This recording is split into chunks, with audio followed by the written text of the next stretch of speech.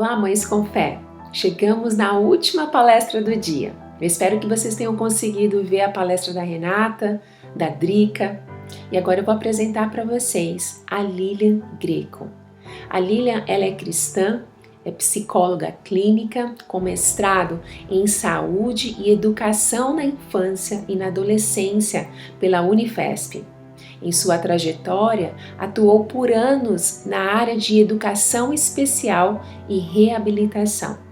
Atualmente, ela se dedica ao trabalho como orientadora parental e psicoterapeuta de adolescentes e adultos. A sua satisfação é poder auxiliar na promoção de saúde mental, emocional e qualidade de vida. Vamos ouvir a Lilian Greco falando sobre o tema a infância da mãe e seu efeito na maternidade. Que Deus te abençoe.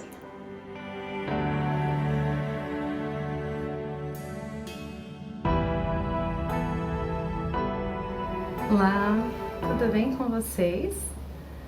Quero começar o nosso encontro agradecendo a Tri Reis e a Tati pelo convite e a forma tão especial com que vocês fizeram isso. Muito obrigada.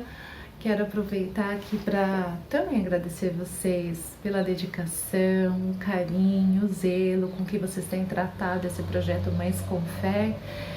Certamente vocês têm abençoado muitas vidas e também têm sido abençoadas, né, nesse empenho e nesse cuidado tão especial, nesse projeto tão importante. Muito obrigada, meninas.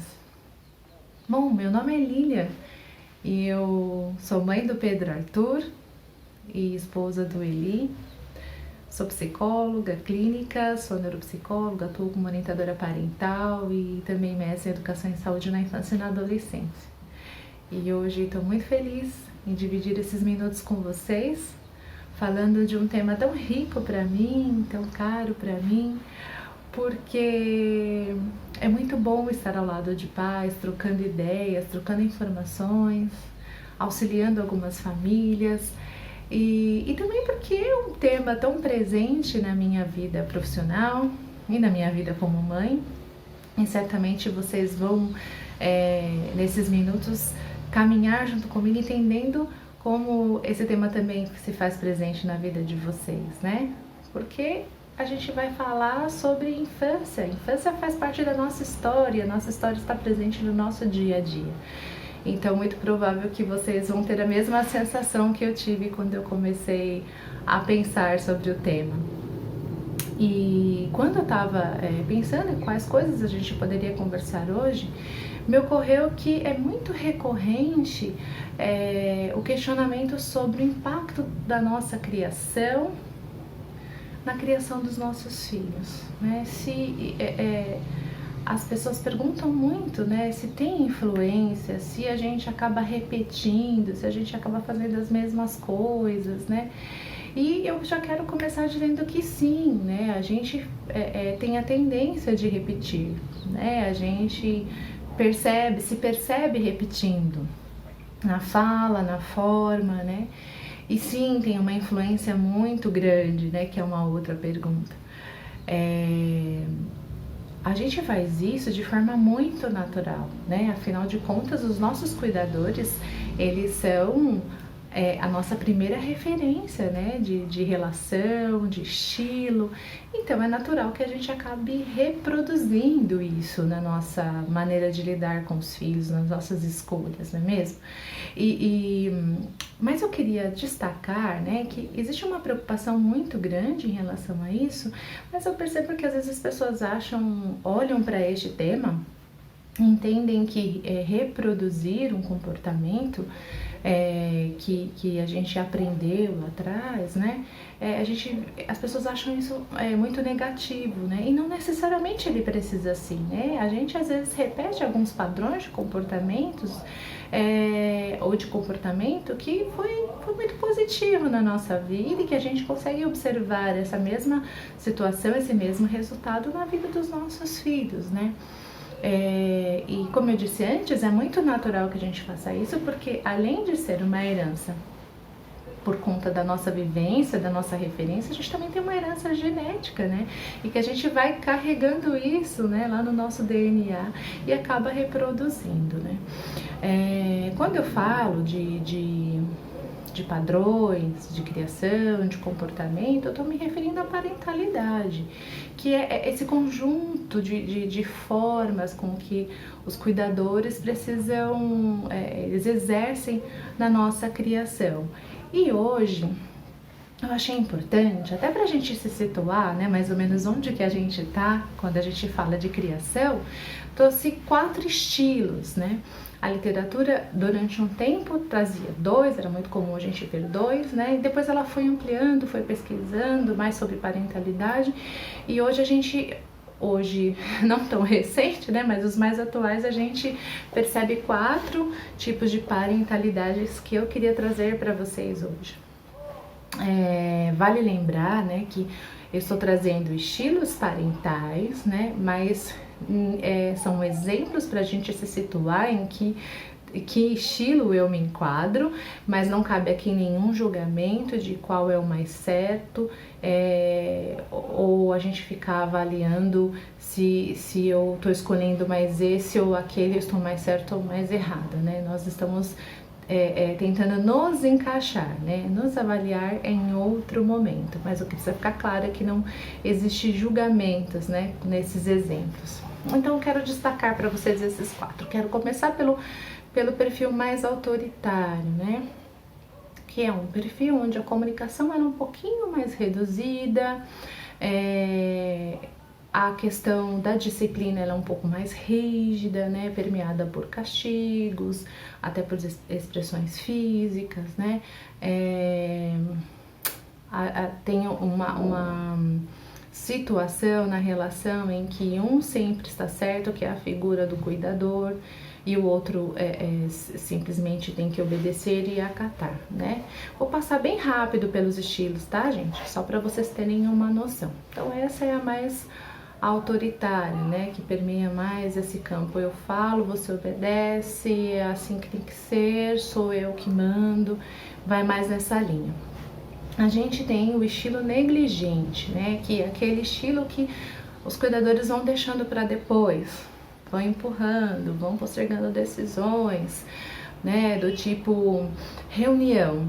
Esse ano eu já fui em uma na escola, né? Vou ter que ir agora no meio do ano, deixa só pra ir no final do ano, né? A vacina.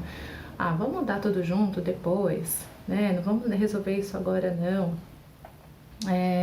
Depois a gente conversa sobre esse assunto, vai deixando passar, né? O afeto, a gente percebe ele em poucos momentos, e é uma parentalidade pouco responsiva. E a gente tem a permissiva, onde o curso da vida se segue, tem poucas interferências, tem poucas noções de limite. Sim, o diálogo quase não acontece, porque quem é cuidado já percebe, eu sei que isso vai ser permitido, isso não vai ser resolvido, então eu vou deixando também o curso levar, né? Então, quando eu falo de curso, se seguir tanto no olhar do cuidador quanto no olhar de quem está sendo cuidado. E a quarta é o perfil autoritativo, né? Que é um perfil mais democrático, onde a comunicação de fato acontece, onde as decisões ela é feita em conjunto, onde o cuidador permite que o outro diga o que está pensando e eles tentam entrar num acordo. E principalmente onde as disciplinas acontecem, mas de forma gentil e respeitosa. Então, provavelmente, enquanto eu estava falando, você se identificou em alguma dessas 4, algum desses quatro perfis, ou como mãe, você se identificou como filho com os 2, né? E é importante que a gente saiba isso até para a gente avaliar. Como está sendo? Como eu fui? Qual escolha eu fiz? Como eu fui criada e qual escolha eu estou fazendo? Será que eu estou reproduzindo né? E quando a gente fala da reprodução, é sempre importante lembrar que ela se dá de forma natural, como eu já disse no começo, né? Então é muito provável que em algum momento, né, alguém sinalizou isso para você. Nossa, você tá falando igual, você tá fazendo igual, né? Ah, você quer trazer os mesmos ritos, né? As mesmas noções, as mesmas festas, do mesmo jeito. É muito provável que alguém sinalize isso para você. Então é importante que a gente avalie os nossos perfis e faça, ou o nosso perfil, né, na verdade, e avalie o quanto eu estou reproduzindo e quanto isso está sendo positivo ou não para mim. Quando a gente identifica, né, esses perfis, nós temos algumas inclinações, né? Quando a gente se dá conta do perfil em que a gente tá, a gente tem algumas inclinações, né? Eu vou trazê-las para vocês, e vou trazer para vocês apenas 3, né? Que é a gente fazer exatamente igual, né? A gente reproduz e vai trazendo aquilo que passou pela tataravó, pela bisavó, pela avó, pela mãe, e hoje a gente faz. A gente reproduz exatamente igual, sem avaliar, sem questionar. E aí a gente ouve aquelas frases do tipo: ah, eu não gostava, mas eu não morri, né?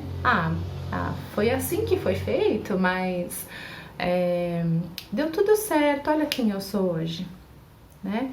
E aí a gente acaba repetindo na vida dos nossos filhos, mesmo identificando que algo não, nesse caminho eu dei certo, mas algumas coisas não me fizeram bem, ou eu tenho alguns resultados disso, desse modelo no meu estilo de vida, como por exemplo eu sou inseguro, em algumas áreas eu sou imaturo, eu sou mais tímido, eu não me arrisco. E também tem o outro lado, eu repito exatamente igual, porque eu entendi que daquele modelo, daquele jeito, me trouxe segurança, me fez uma pessoa mais assertiva, mais disposta, mais proativa, mais amável. Então eu tento replicar isso na vida do meu filho exatamente igual, né? E a segunda inclinação a gente faz igual, mas com uma roupagem diferente.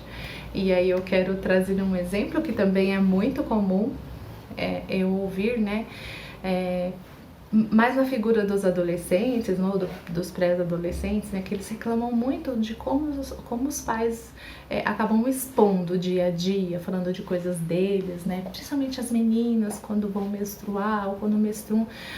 E aí as mães contam e aquilo vira tema de família, né? E as meninas ficam muito indignadas. E aí, quando chega a minha vez de ser mãe, eu passei por essa indignação, falo, eu não vou fazer igual, porque foi muito ruim pra mim. Eu não vou expor meu filho. E aí, de fato, nas reuniões de família eu não conto nada. Mas no grupo do WhatsApp, por exemplo, eu conto. Eu acabo falando como foi o dia dele na escola, o dia que brigou, o dia que a professora falou, o dia da primeira menstruação. Então a gente dá uma camuflada, dá uma nova roupa, mas repete igual, né?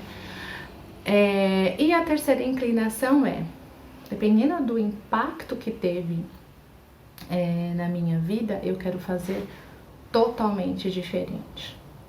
E aí eu não uso uma reflexão, eu não avalio e vou para um extremo, que é onde a gente se perde, porque a palavra-chave para uma vida saudável é equilíbrio.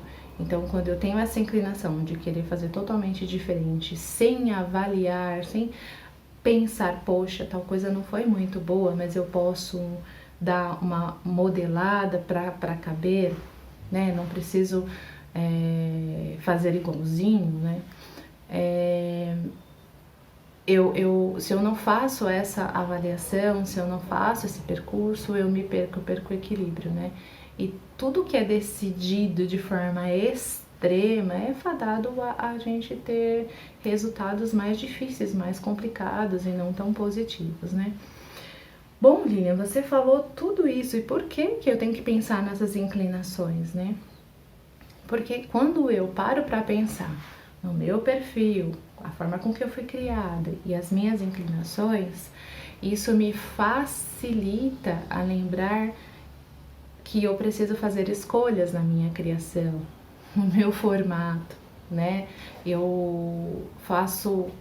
Para fazer escolhas, eu preciso fazer uma avaliação profunda das coisas. Eu preciso parar para pensar. Então, quando eu olho para tudo isso, eu consigo escolher qual é o perfil que eu acho que é importante, que cabe na minha família e que eu vou ter resultados positivos, de marcas profundas, positivas, que se perpetuem na vida do meu filho e que sim, ele queira passar isso para as próximas gerações. Uma das coisas que nos ajuda nessa avaliação, mais para frente eu vou retomar isso, é a gente lembrar que nós somos singulares, né? Então, não necessariamente o que deu muito, muito certo naquele padrão vai dar muito, muito certo se eu perpetuar isso na minha criação, porque nós somos únicos. Não necessariamente o que eu entendi que é muito errado vai dar muito errado. Eu posso avaliar, eu posso modelar, eu posso adequar e fazer esses ajustes para que isso caiba na minha realidade, para que isso caiba na minha família, né? E isso é um movimento que é possível fazer, né? A gente consegue fazer, porque é só retomar, é só trazer para o teu pensamento a minha família singular, né? Ainda que eu tenha algumas heranças, ainda que eu traga bastante a minha história, que ela se faça presente, né? A minha família singular. E eu posso remodelar, né? Mas então, por que será, né, que a gente tem tanta dificuldade em lidar com essas questões, né, dessa herança, dessa repetição de comportamento? Eu quero trazer algumas possíveis respostas para isso, né?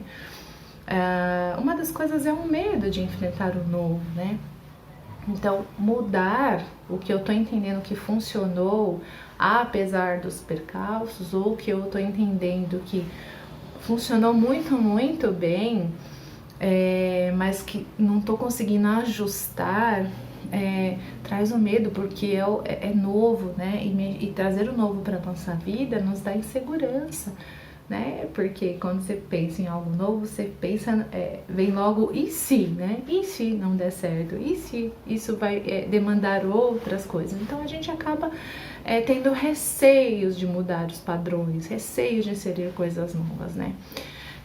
Uma outra possibilidade que faz a gente manter, né, os padrões é quando a gente não amplia o nosso repertório, né? E isso é muito comum, porque a gente tem os receios do novo, tem os receios de inserir coisas na nossa vida, então a gente nem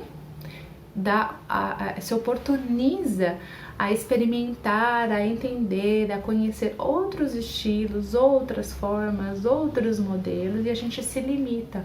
Então, se eu me limitei, eu não consigo ampliar meu repertório, eu acabo reproduzindo, né? E por que às vezes a gente se limita?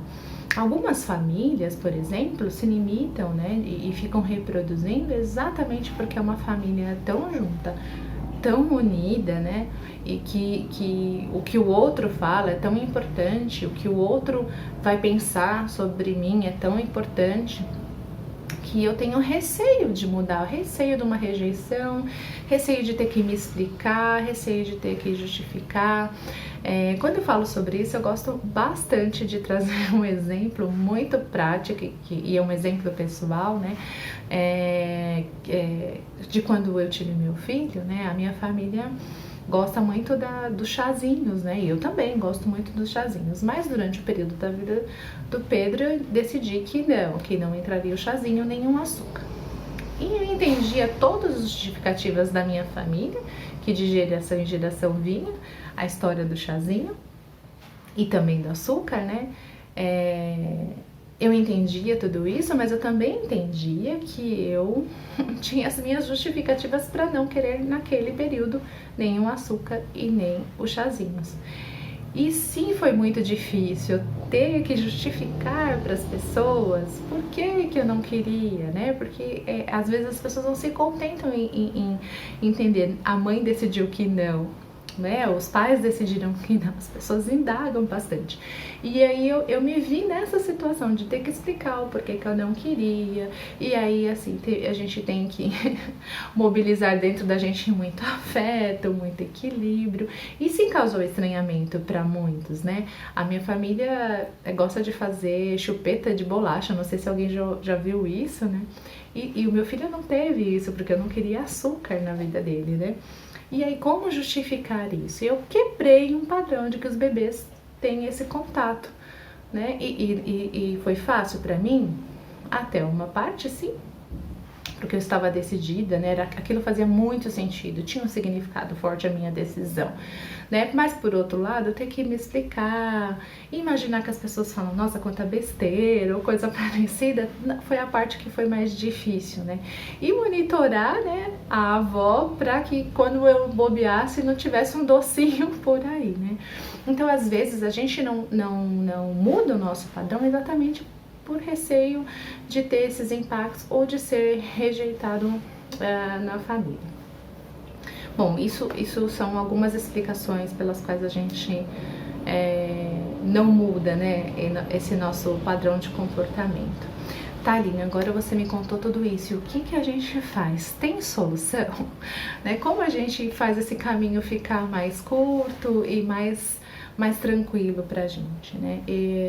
Eu gosto de lembrar, né, e eu disse que ia retomar isso com vocês depois, que nós somos singulares, né? Nós não somos feitos cópias, ainda que a gente ouça alguma coisa, nossa, como lembra fulano de tal, como meu filho lembra a mim, como eu lembro o meu avô, o meu bisavô, tal. Apesar de tudo isso, da gente carregar uma herança forte, nós somos singulares.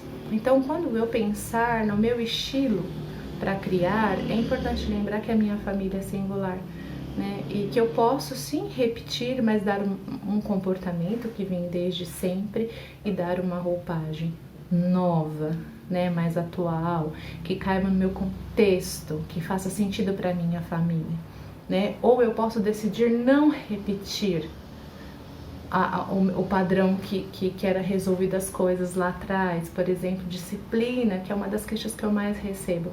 Eu não preciso repetir se eu estou entendendo que isso não me cabe, que isso não cabe na família. Então, é importante a gente lembrar que nós somos singulares.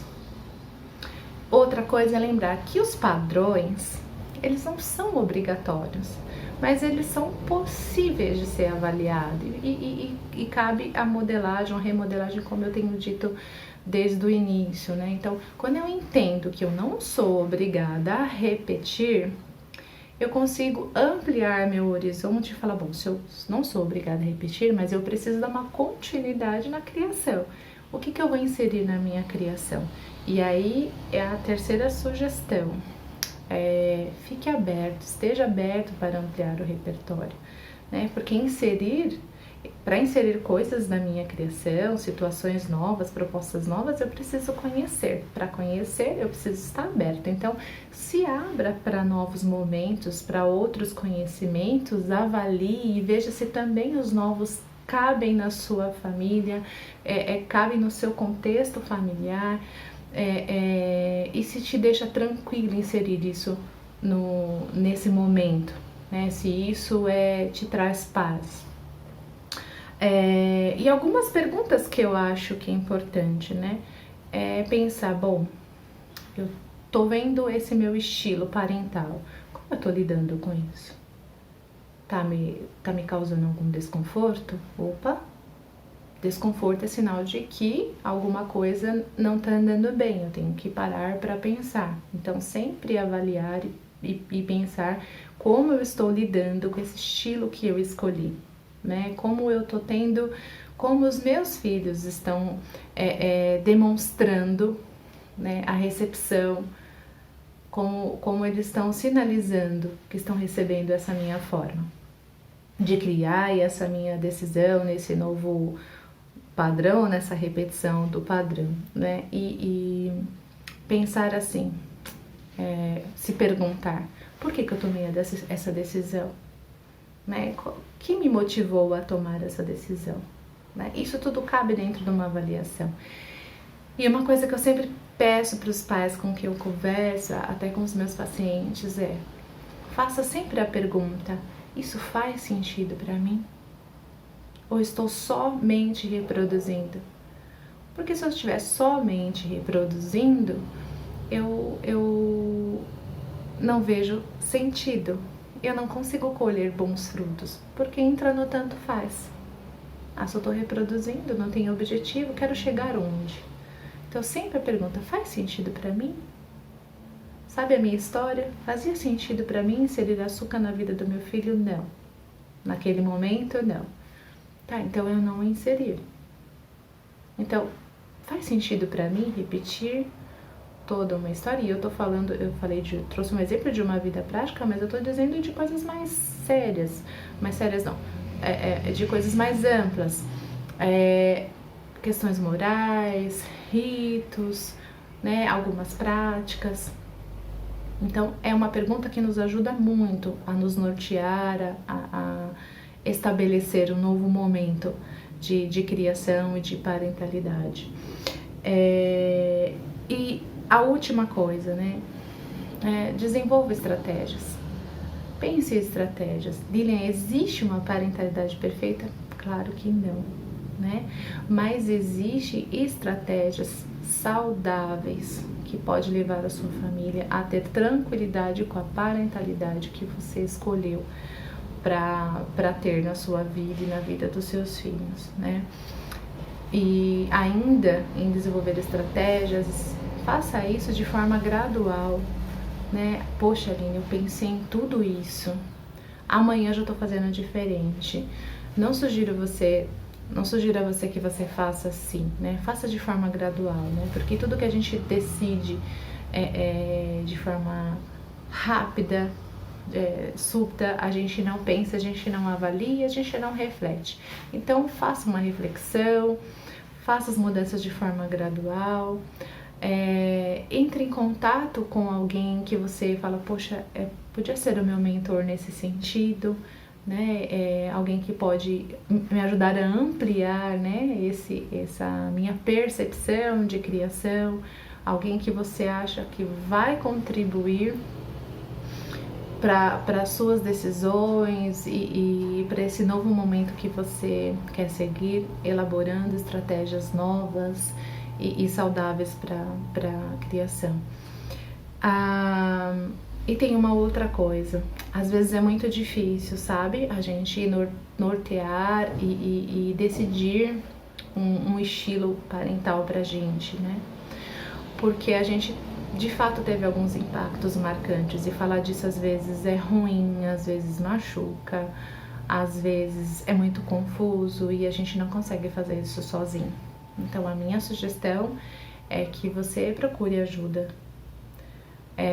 Você pode procurar uma ajuda profissional se você entender que isso te compromete muito mais do que você imaginava, e você pode também buscar a ajuda de alguém que você identifica que é uma pessoa sábia, né, que vai conseguir te ajudar a ampliar esse assunto e te acolher e cuidar de você ao mesmo tempo, né? Então não fique sozinho, né? Mas também não fique no lugar de que não sei o que fazer, porque hoje nós conversamos e a gente, de forma resumida, apesar de resumida, a gente conversou sobre ferramentas que vai oportunizar você a mudar a situação e trazer uma relação mais saudável, uma relação mais feliz. Tá certo? É isso que eu tenho para trazer para vocês hoje. Eu espero de verdade que eu tenha contribuído minimamente para que você repense, para que você aposte em novas estratégias.